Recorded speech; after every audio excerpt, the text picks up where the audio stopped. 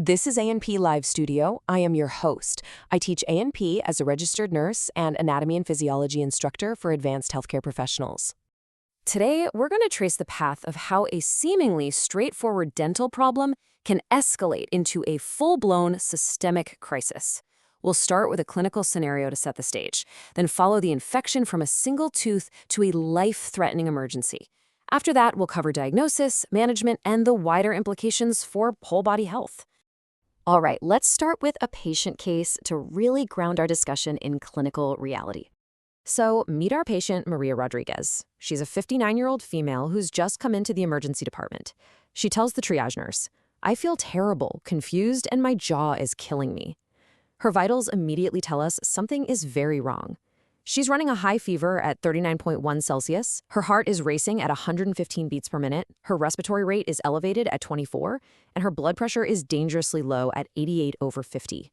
These are all huge red flags for systemic distress, and as we'll find out, it all started with a tooth. So the big question is, how did Mrs. Rodriguez get here?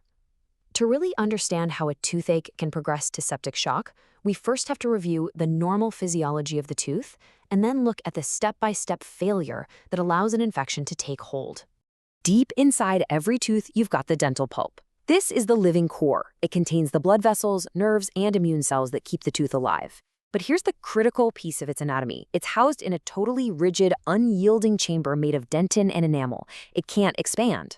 So unlike a sprained ankle that can swell up, when the pulp gets inflamed, the pressure inside just skyrockets. This unique environment is a key factor in how this disease progresses. And that pressure leads to this predictable cascade. It starts with something called reversible pulpitis, mild inflammation, maybe from a small cavity, where the pulp can still heal if you fix the problem. But if you don't, it progresses to irreversible pulpitis. Now the inflammation is so bad that the tissue just can't recover. From there, you get pulp necrosis. The tissue literally dies off. Once it's dead, it becomes a perfect breeding ground for bacteria, which then leak out the tip of the root, causing what we call apical periodontitis. Basically, an infection that starts destroying the jawbone. And this brings us to a really crucial concept. Once that pulp is necrotic, its blood supply is gone. The root canal system essentially becomes an immunologically privileged site. You can think of it like a bacterial fortress, completely cut off and shielded from the body's own immune cells, and, importantly, from any antibiotics we might give the patient. This is why the infection can just sit there and thrive, building up its numbers in a protected reservoir ready to spread. So, how does this contained, protected infection break out and cause the systemic crisis we saw with Mrs. Rodriguez? Let's connect those dots. Well, when the body's attempt to contain an infection fails, the immune response can go haywire and become systemic. We call this systemic inflammatory response syndrome, or SARS. The criteria are right here: a high or low temperature, a fast heart rate, fast breathing, and a wacky white blood cell count. If a patient meets 2 or more of these with a known infection, that's sepsis. Our patient, Maria, met 3 of these just based on her vitals alone. Now, let's break down why she's showing these symptoms. The fever? That's a direct result of inflammatory cytokines. We're talking IL-1 beta, IL-6, and TNF-alpha, leaking from that infected site around the tooth and hitting the bloodstream. The fast heart rate and breathing, those are the body's desperate compensatory mechanisms trying to maintain cardiac output and get oxygen to the tissues while systemic inflammation is causing widespread vasodilation.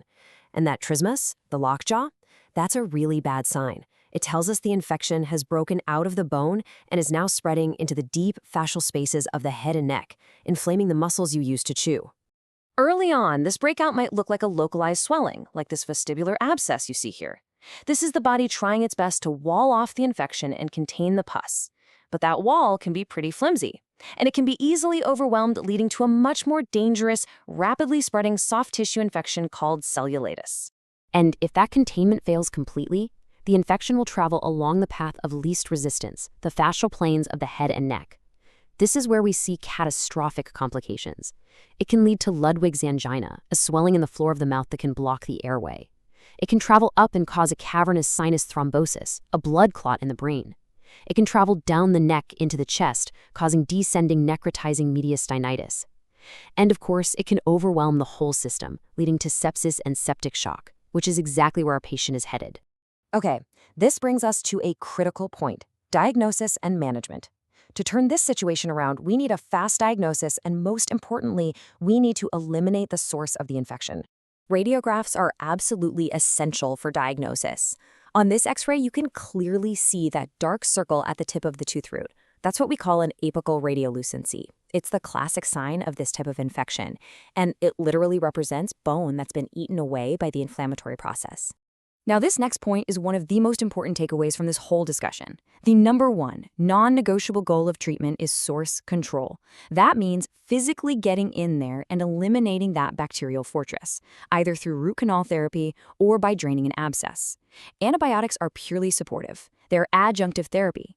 They can help manage the systemic spread, but they can't cure the infection by themselves because they simply can't get into that dead, avascular space inside the tooth. Now, when we do have systemic signs, like in our patient, we definitely use a short course of antibiotics alongside source control. For patients who aren't allergic, penicillin or amoxicillin are our first choice. They work well against the typical bacteria we find in these infections. If there's a penicillin allergy, we'll go with something like azithromycin or clindamycin. The key here is to use a short, effective course to knock back the systemic infection while minimizing the risk of creating antibiotic resistance. All right, let's wrap up by zooming out and integrating all this, summarizing the critical link between oral health and the health of the entire body. It's so clear that an endodontic infection is never just a tooth problem. The ripple effects are huge. The constant low-grade bacteria and inflammation can increase the risk of cardiovascular disease. The nervous system is at direct risk from spread to the brain. The lymphatic system is your first line of defense, which is why you'll feel swollen lymph nodes under the jaw. And for our patients with endocrine issues like diabetes, it's a vicious cycle. Poorly controlled diabetes weakens their immune response, making them more susceptible to these infections. And the infection, in turn, can make their blood sugar even harder to control. What's also fascinating is that our own genetics can play a part. Research has actually identified specific genetic variations, called SNPs, in those inflammatory genes we talked about, like IL-1 beta and TNF-alpha. These SNPs can actually dial an individual's immune response up or down, making them more or less likely to develop a severe infection when they get a necrotic tooth. So to recap the entire domino effect, it all starts with a local problem, like a cavity, that leads to pulp death, which creates a protected space for bacteria. The infection then escapes the tooth and destroys local bone.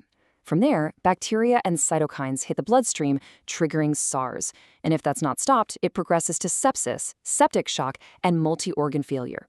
It's an entire systemic collapse that started from a completely preventable, localized dental issue.